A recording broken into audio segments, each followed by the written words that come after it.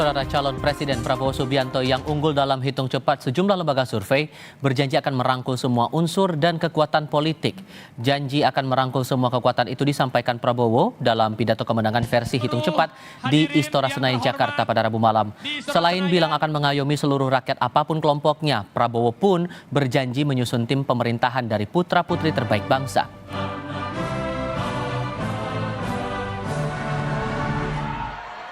Kemenangan ini harus menjadi kemenangan untuk seluruh rakyat Indonesia.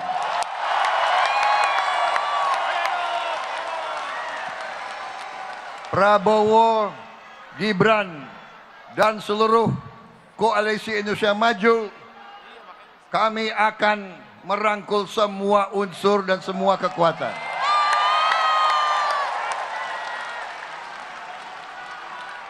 Kami akan menjadi presiden, wakil presiden, dan pemerintah untuk seluruh rakyat Indonesia.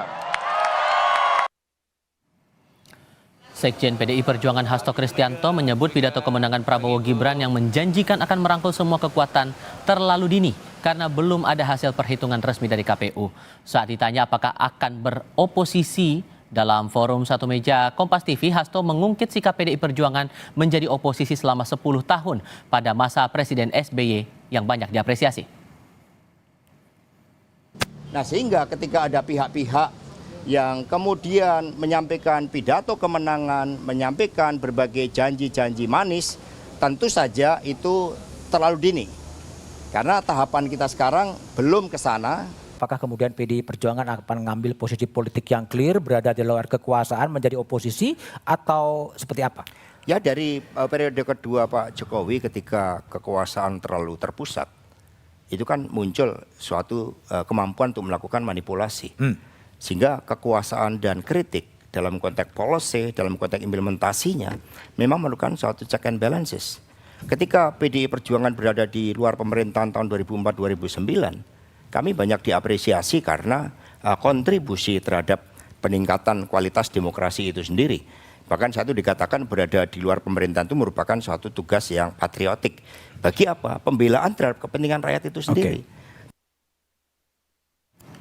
Dalam pidato kemenangan versi hitung cepat 14 Februari lalu, Prabowo Subianto berjanji akan merangkul semua unsur dan kekuatan politik. Sementara Sekjen PDI Perjuangan Hasto Kristianto justru mengungkit pengalaman partai pernah 10 tahun jadi oposisi. Apakah Megawati Soekarnoputri mau menerima rangkulan Prabowo Subianto yang maju Pilpres menggandeng Gibran Rakabuming Raka yang disokong Presiden Jokowi? Ataukah Megawati akan membawa PDI Perjuangan menjadi partai oposisi di era pemerintahan mendatang? Kami diskusikan bersama dengan para narasumber. Sudah bergabung saat ini Ketua DPP Partai Gerindra Wihadi Wianto. Kemudian kami juga menantikan kehadiran dari politisi PDI Perjuangan Ciko Hakim. Dan sudah bergabung pula saat ini pengamat politik Adi Prayitno. Selamat sore Bapak-bapak sekalian, apa kabar? Sore. Terima kasih semuanya sudah mau bergabung bersama kami. Mas Wihadi, ini kan ajakan buat merangkul semua kekuatan politik. Kita paham juga posisi dari koalisi usungan Prabowo Gibran ini sudah sangat besar. Kenapa masih mau dirangkul lagi itu, emang mau untuk apa lagi sebetulnya? Ya, kita sudah mendengar apa yang disampaikan oleh Pak Prabowo dalam pidato untuk menyambut kemenangan versi quick count.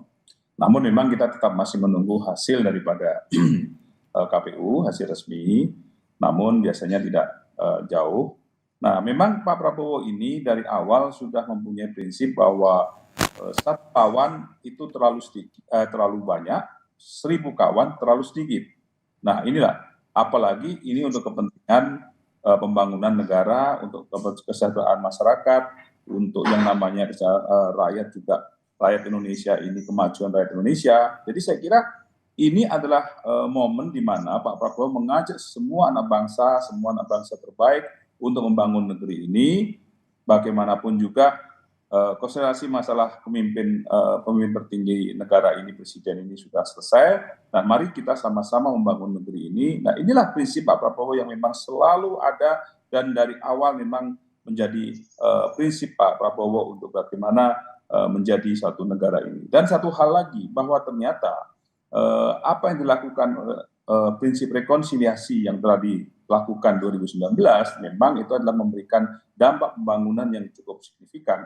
Dan ini adalah merupakan sesuatu legacy di mana kita melakukan rekonsiliasi setelah pemilu untuk kemudian sama-sama membangun negara ini, dan kita akan nanti kemungkinan 5 tahun lagi kita akan selesai lagi. Jadi ini adalah suatu hal yang memang bagaimana negara ini mempunyai keberlanjutan dan program-programnya dan segala macam.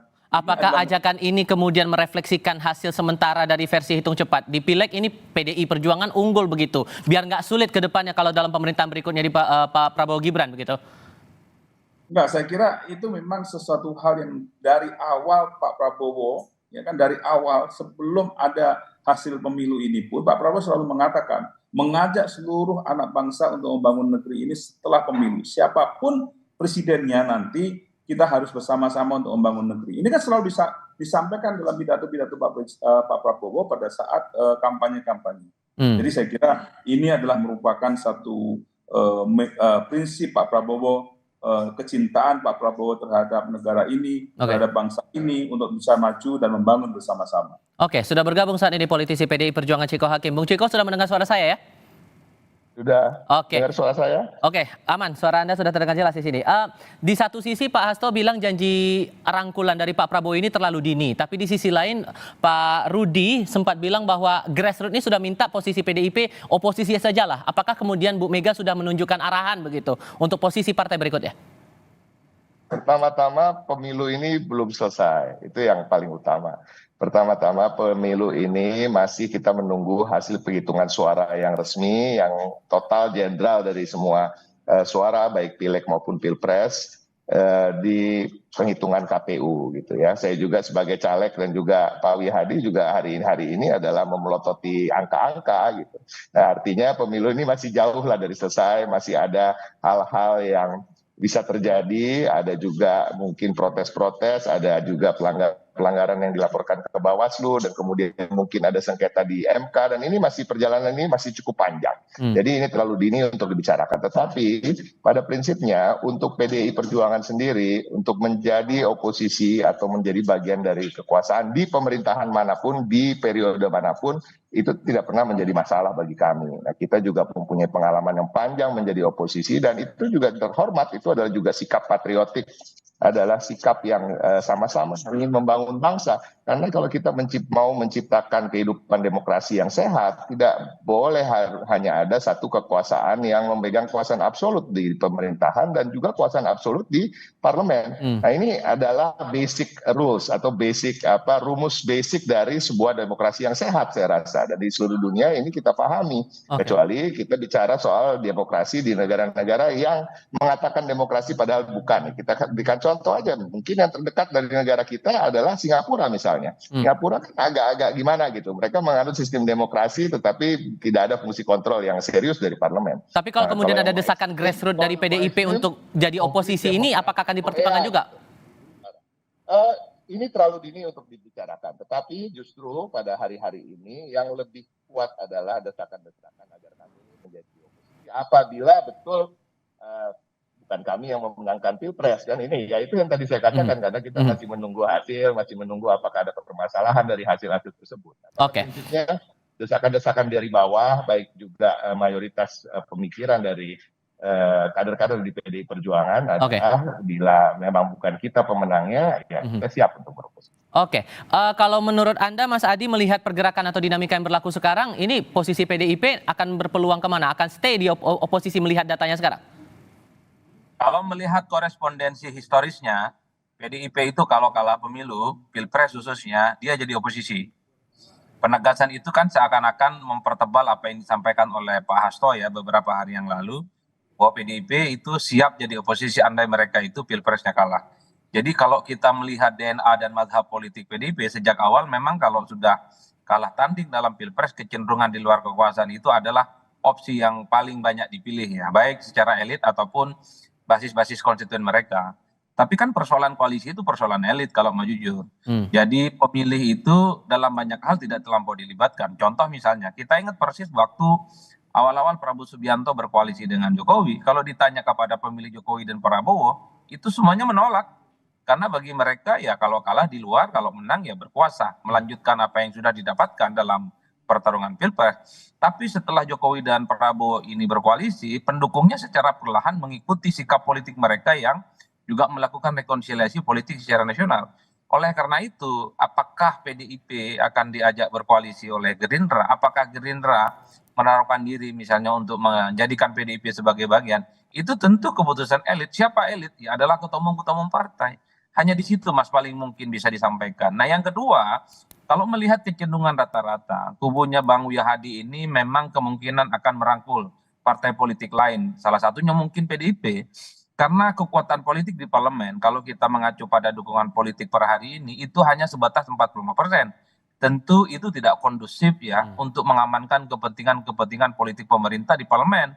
Saya ingat persis ketika Jokowi jadi presiden 2014, di mana dukungan parlemennya lemah saat itu, Pak Jokowi hampir setahun penuh, setahun lamanya, mendapatkan resistensi dan penolakan dari kelompok-kelompok oposisi yang saat itu cukup solid masih berada di bawah Pak Prabowo Subianto. Oleh karena itu, kebutuhan untuk memperkuat dan soliditas di Senayan inilah yang sepertinya akan membuat siapapun nantinya yang akan dirangkul oleh Pak Prabowo Subianto tentu sebagai upaya dari rekonsiliasi yang memperkuat kekuatan politik di parlemen. Ditambah lagi tadi ada keterangan dari Pak Muzani bahwa sudah ada komunikasi awal, sudah ada penjajakan awal yang dilakukan nih untuk ajakan rangkulan itu Mas Wihadi. Kira-kira sinyalemen yang sudah akan mendekati itu dari partai mana, terutama dari kubu pasangan Anies Muhaimin. Tapi jawabnya nanti ya Mas Hadi. Nanti kita akan lanjutkan diskusi ini usai jeda berikut. Satu informasi dulu sebelum melanjutkan diskusi, Saudara. Akar rumput PDI Perjuangan mendorong partai berani beroposisi. Ketua DPC PDI Perjuangan Kota Solo, Jawa Tengah, FX Hadi Rudiatmo meminta partai berani menjadi oposisi, menyusul hitung cepat lembaga survei yang mengunggulkan perolehan PDI Perjuangan dalam pemilu legislatif. Hanya saja pesan saya kalau nanti PDI Perjuangan di parlemen mendapatkan suara paling banyak, ya harus berani jadi oposisi. Karena oposisi 10 tahun kan pernah dilakukan 2004 sampai dengan 2009 ketika Pak SBY menjadi presiden, kita oposisi 10 tahun. Sejauh ini sudah komunikasi dengan tim nasional? Oh, kita tidak komunikasi ke sana, itu sana pun juga pasti akan ribut dengan hasil perolehan suara. Terakhir Pak Muzani bilang Mas Wihadi komunikasi awal sudah dilakukan. Kira-kira partai mana yang sudah memberikan sinyalemen kayaknya akan bergabung nih bersama Prabowo Gibran? Ya kalau Gerindra ini kan mempunyai prinsip dengan persahabatan kita dengan seluruh partai-partai ini kan cukup bersahabat, cukup dekat semuanya. Baik itu dengan Nasdem, PKS, PKB, kan kemudian PDI Perjuangan, P3, ini semua partai-partai yang memang sebenarnya sudah mempunyai hubungan yang baik dengan partai kami. Jadi saya kira hubungan-hubungan itu sudah terjalin dan bahkan sebelum pemilu pun pada saat pemilu kita selalu menjaga hubungan itu dengan keakraban, dan saya kira apa yang disampaikan oleh Pak Muzani itu memang cerminan bahwa kita bisa berkomunikasi dengan manapun juga, dengan partai manapun juga. Tapi kalau sudah ada sinyalemen ada yang mau bergabung mungkin dari koalisi Amin begitu? Ya itu kan nanti akan dibicarakan lebih lanjut, tetapi komunikasi itu tetap berjalan, ya kan? Bagaimanapun juga tidak pernah kita, walaupun kita beda koalisi, kita tidak langsung kita putus komunikasi juga tidak, kita selalu berkomunikasi terus, karena memang hubungan kita tuh cair sekali dengan teman-teman di parlemen segala macam. Ya, jadi cair sekali, nggak ada bagi kita itu keakraban itu tetap terjaga walaupun kita berbeda koalisi. Oke, Mas Ciko, tadi Pak Rudi sudah bilang bahwa akar rumput meminta agar partai ini PDI Perjuangan oposisi saja begitu. Tapi hal apa yang kemudian menjadi pertimbangan posisi partai akan bergabung ke pihaknya Prabowo Gibran atau akan di luar pemerintahan? Yang paling utama tentunya rapat di petinggi partai ya, rapat DPP ya, dan yang pada akhirnya juga mengacu salah satu pertimbangan yang utama juga adalah keputusan dari Ketua Umum Ibu Megawati. Nah ini yang menjadi yang utama dalam hal ini. Tapi kembali lagi kami bisa menegaskan bahwa kalaupun ada keputusan untuk beroposisi pada saatnya nanti ketika kita sudah memastikan bahwa yang pemenang adalah Prabowo Gibran atau siapapun itu dalam pemilu ini, Nah, kita harus sadar, masyarakat harus sadar bahwa posisi dari oposisi itu bukanlah posisi melawan pemerintahan dalam artian melawan negara, tetapi justru membantu negara untuk melancarkan sistem demokrasi dan kehidupan berdemokrasi di bangsa ini. Dan ini pernah kita tunjukkan ketika kita menjadi oposisi di era SBY, dan itu banyak sekali kebijakan-kebijakan yang tidak pro rakyat berhasil kami hadang dan akhirnya tidak dilaksanakan, dan ini menjadi manfaat juga buat rakyat. Itu yang menjadi pemikiran kami yang utama untuk bekerja untuk rakyat dalam berbagai posisi. Mas Adi, singkat saja. Jadi idealnya untuk posisi oposisi ini apakah cukup satu partai atau justru dengan berkaca dari hitung cepat 4-4? Saya tentu berharap partai politik yang kalah di Pilpres itu dia berada di luar kekuasaan ya. Saya dari dulu mengatakan bahwa Pilpres itu adalah ajang reward and punishment. Yang kalah biarkan dia berjalan di tempat yang sunyi, tidak pernah bisa menjadi bagian dari koalisi dan tidak bisa mengakses peran politik. Sementara yang menang adalah mereka yang harus menikmati kekuasaan dengan sepuas-puasnya.